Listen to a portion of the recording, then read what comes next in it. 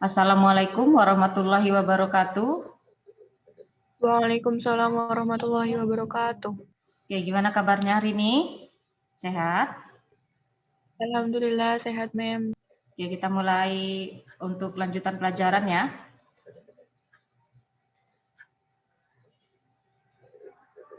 Oke, kita lanjutkan dari konsumen dan pesaing usaha.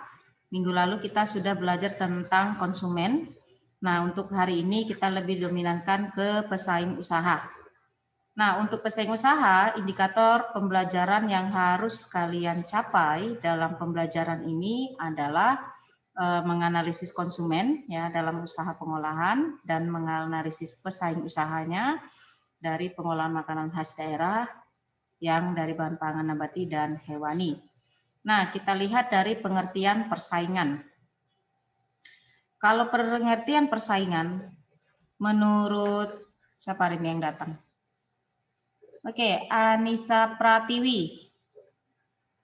Menurut Anissa, Ya, persaingan itu apa, Nak?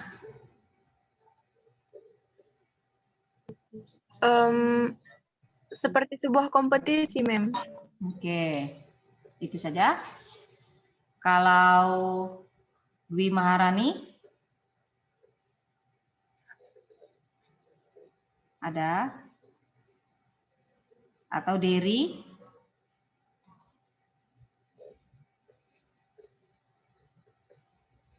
Nggak ada? Atau Jasmine? Ini kemana orangnya ya semuanya ya? Iya, Mem. Nah, menurut Jasmine, persaingan apa?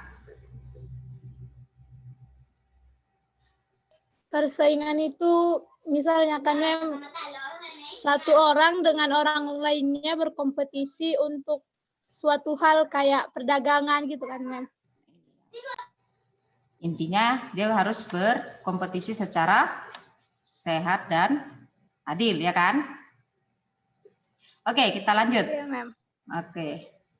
Nah, kalau menurut Kamus Besar Bahasa Indonesia, persaingan itu merupakan suatu persaingan yang dilakukan oleh seseorang atau kelompok orang tertentu agar memperoleh kemenangan atau hasil secara kompetitif. Memang ya, benar.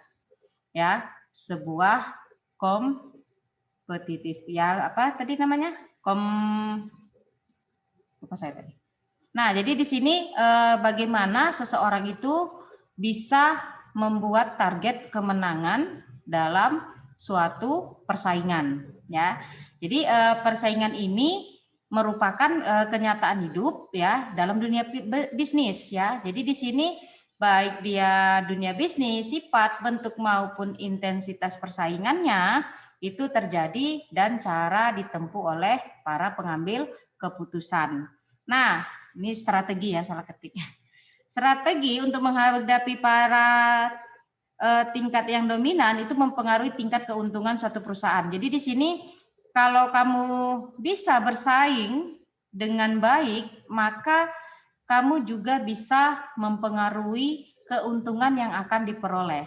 Jadi baik tidaknya kamu berkompetisi ya untuk menjual ataupun mempromosikan barang yang kamu jual, maka akan sangat mempengaruhi tingkat keuntungan dari penjualan tersebut. Jadi persaingan ini harus dilakukan secara sehat. Jadi tidak boleh menjatuhkan perusahaan lain.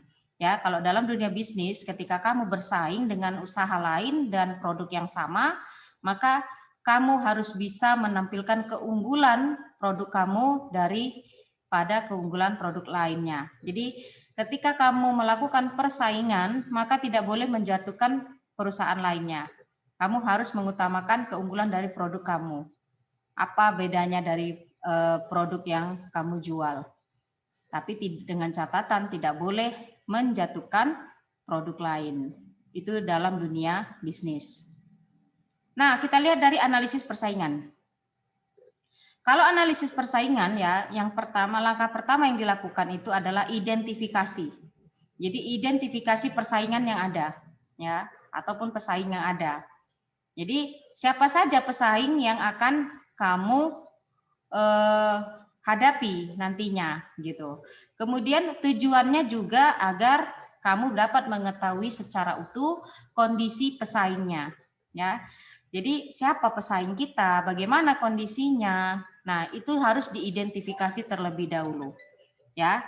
Jadi ada hal-hal yang perlu kamu perhatikan dalam mengidentifikasi pesaing, yaitu yang pertama jenis produk yang ditawarkan. Misalkan kamu dapat pesaing jenis produk yang sama, maka disinilah harus pandai-pandai kamu menampilkan apa kebaikan dan keunggulan dari produk kamu, tanpa harus merusak produk yang lain. Kemudian melihat besarnya pasar yang dikuasai. Nah, kamu harus tahu seberapa besar kekuasaan dari pesaing-pesaing kamu. Nah, disitulah kamu harus bisa mengambil keputusan untuk melakukan persaingan secara sehat, ya, dengan menawarkan produk-produk yang ada di pasaran dengan kondisi pesaing yang sama. Kemudian identifikasi peluang dan ancaman. Nah, dari kelas 10 kamu sudah belajar dengan analisis SWOT. Jadi di sini kamu terlebih dahulu identifikasi dulu. Peluangnya bagaimana kalau di masyarakat si A? Masyarakat B bagaimana? Ancamannya bagaimana? Contoh, misalkan masyarakat A sudah lebih mengenal produk yang sudah mereka konsumsi lama. Itu sangat susah untuk melakukan pendekatan, ya, dalam menawarkan produk kamu yang baru. Walaupun jenisnya sama, tapi pasti mereka sudah mengenal produk yang biasa mereka gunakan dan susah untuk berpaling. Jadi disinilah bagaimana kamu cara mengidentifikasi bisa memasukkan peluang itu ke dalam kalangan kelompok misalkan daerah si A tadi yang sudah biasa mengkonsumsi produk yang lain. Kemudian bagaimana ancamannya gitu ketika kamu memasuki suatu daerah yang baru. Nah, kemudian identifikasi keunggulan dan kelemahannya. Ketika kamu sudah mendapatkan kelemahan produk lain, maka ketika kamu menawarkan produk kamu bisa memberikan keunggulan produk kamu, tapi tidak menjatuhkan kelemahan produk yang lain. Jadi cukup kamu yang tahu kelemahannya di mana dan kamu bisa menawarkan keunggulan dari produk kamu. Itu caranya jika melakukan persaingan, ya. Jadi harus benar-benar kompetitif, tidak boleh bermain curang. Nah, kemudian kita dapat identifikasi pesaing perusahaan, ya, dari pandangan industri dan pandangan pasar. Ya, kita lihat secara khususnya. Yang pertama, konsep industri mengenai pasar. Analisis dimulai dengan memahami kondisi dasar, ya, yang mendasari permintaan dan penawaran. Jadi di sini paling dominan kamu harus survei bagaimana permintaan dan penawaran pasar tentang produk yang beredar. Ya, jika kamu punya produk yang sama dengan produk orang lain, ya, contohnya mie instan itu kan banyak di pasaran. Maka kita harus survei terlebih dahulu permintaan dan penawaran dari konsumen. Apakah dominan ataupun tidak. Nah, kemudian di sini juga bisa mempengaruhi struktur industri. Ya, struktur industri. Karena apa? Ketika kamu melakukan permintaan dan penawaran, setelah survei terjadi permintaan dan penawaran, maka itu sangat mempengaruhi struktur industri yang kamu kelola.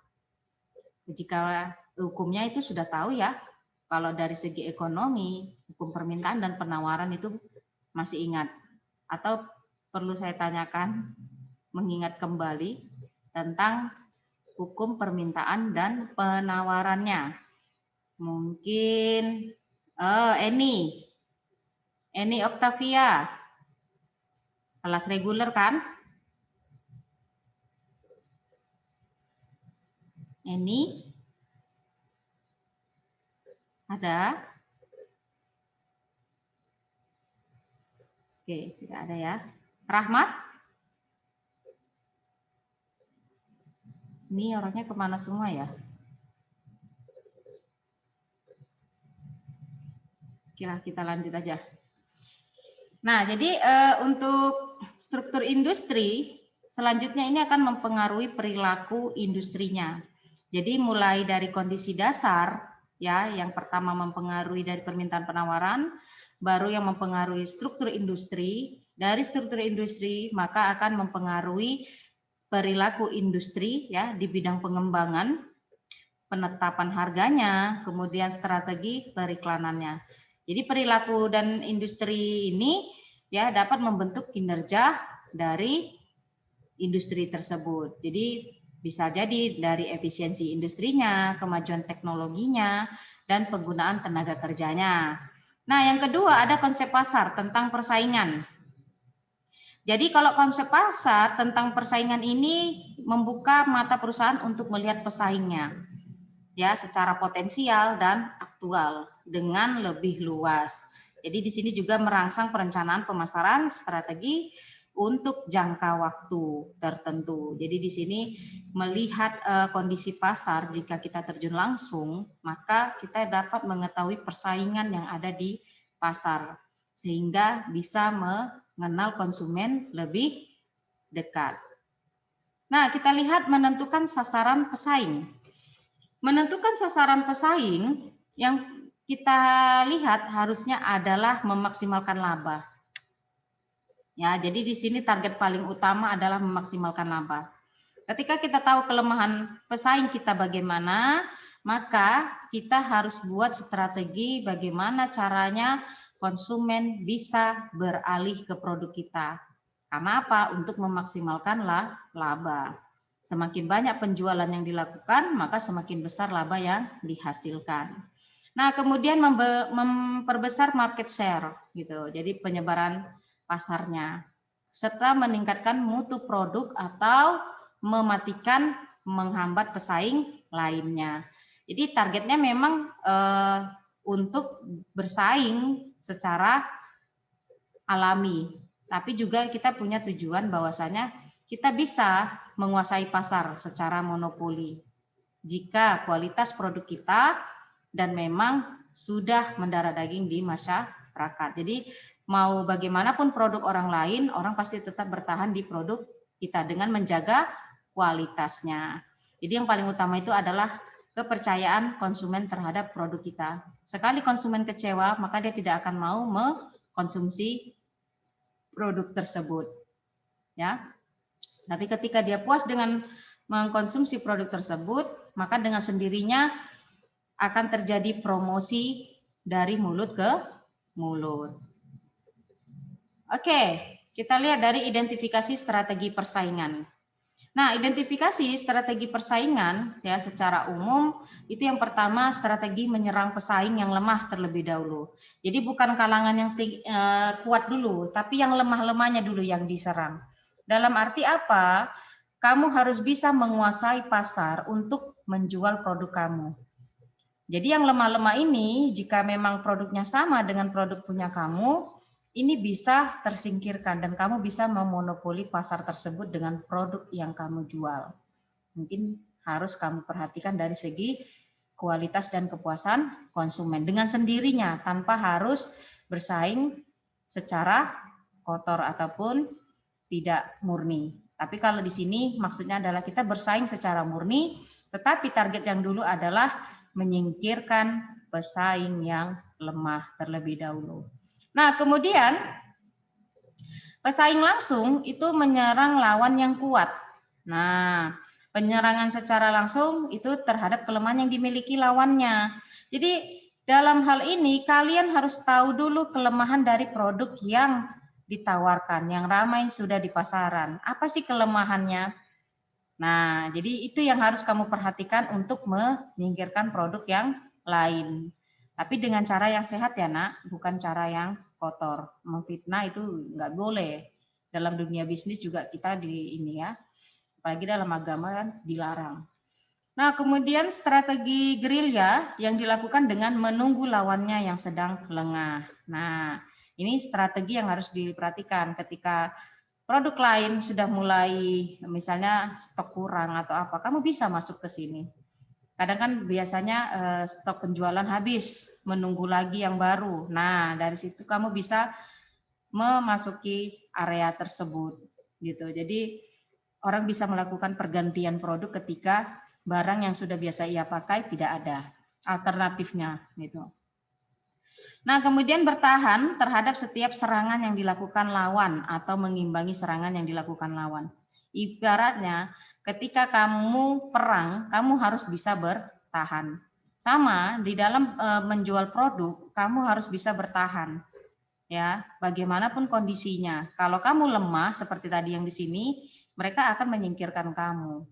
Tetapi ketika kamu bertahan saja dari serangan, itu jauh lebih baik daripada kamu tersingkir, ya. Tapi kalau bisa kamu yang menyingkirkannya. Gitu. Nah, kemudian strategi menghadapi pesaing.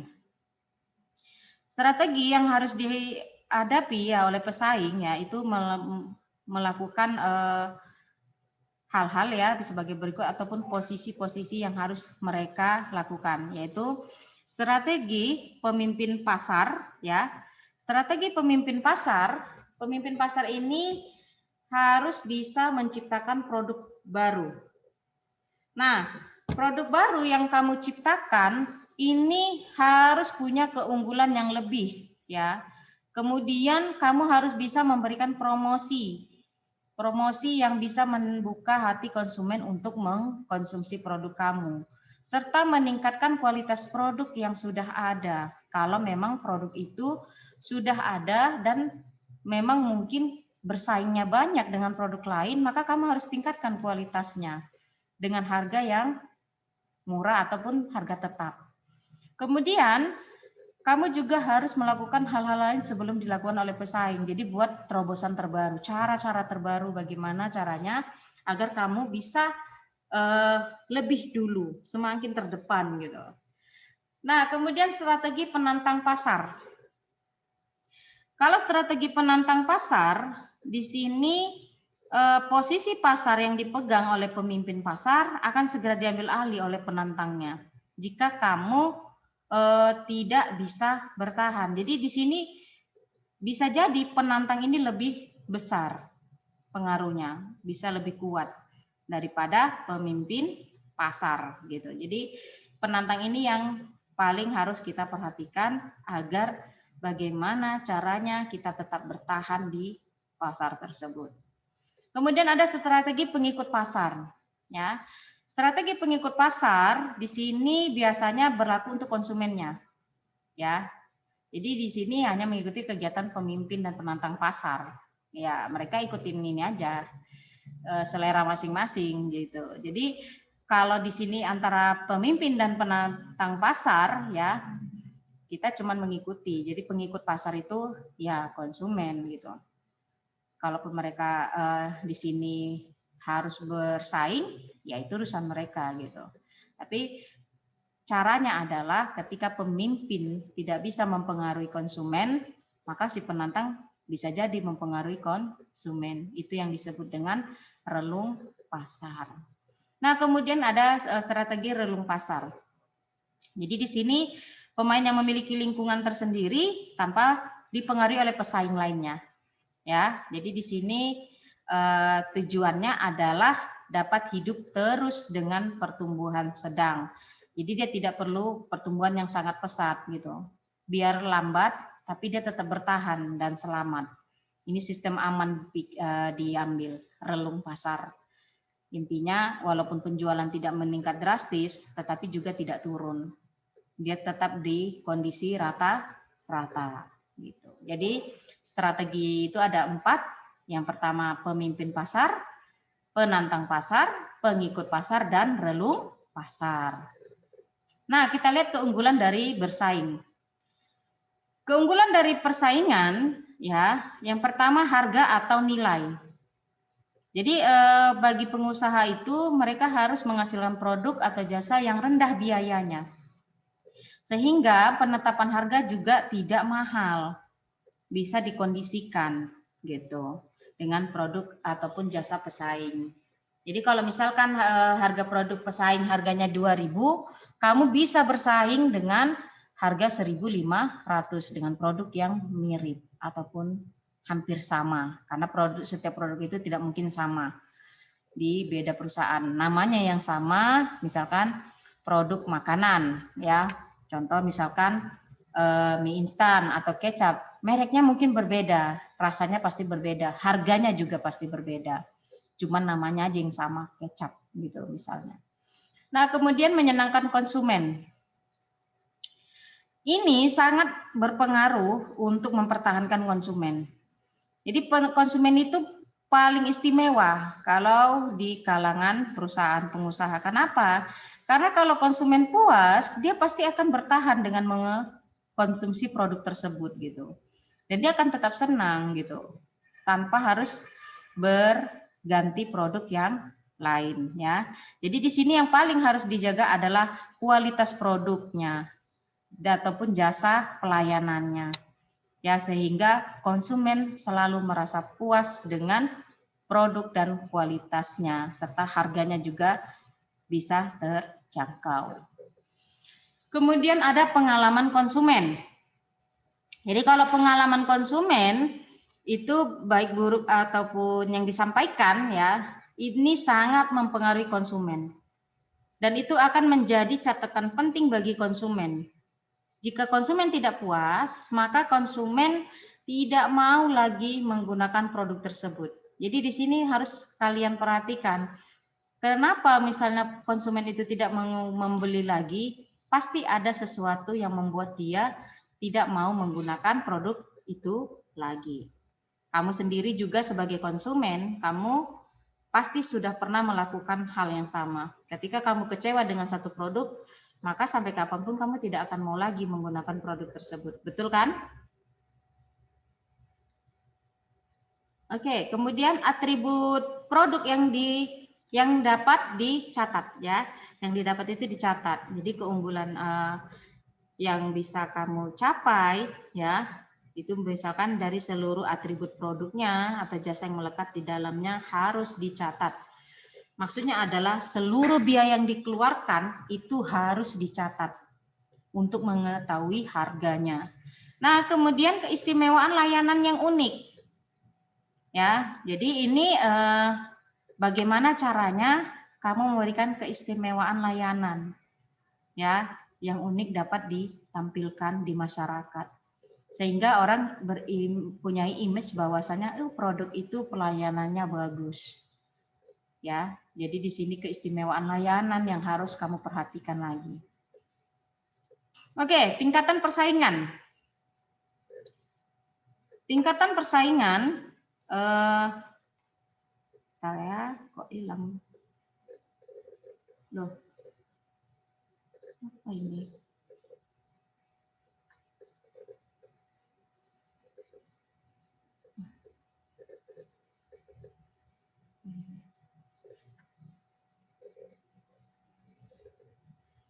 Oke, kita lihat dari tingkatan persaingan.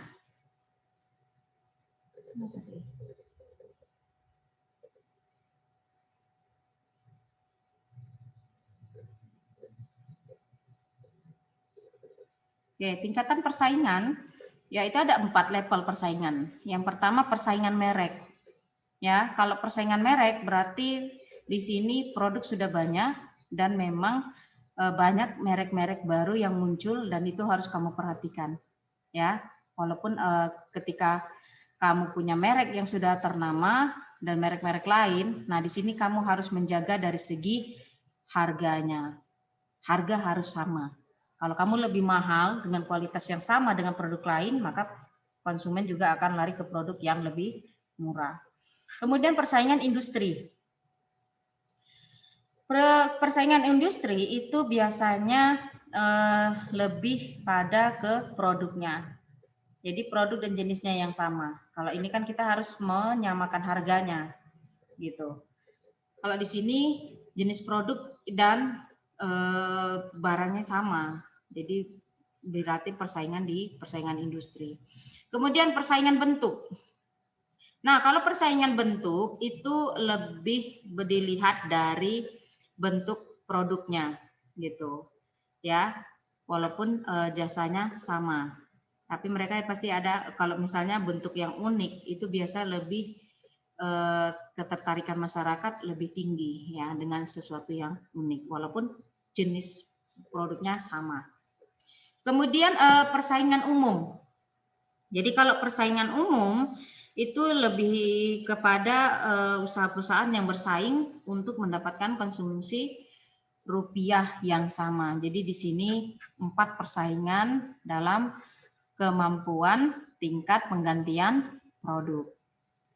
Oke, itu saja untuk hari ini ya. Untuk materi hari ini ada yang ingin ditanyakan? Oke, kalau memang nanti tidak ada, kalaupun ada nanti ada di forum diskusi psikologi ya. Itu saja untuk hari ini. Assalamualaikum warahmatullahi wabarakatuh. Waalaikumsalam warahmatullahi wabarakatuh.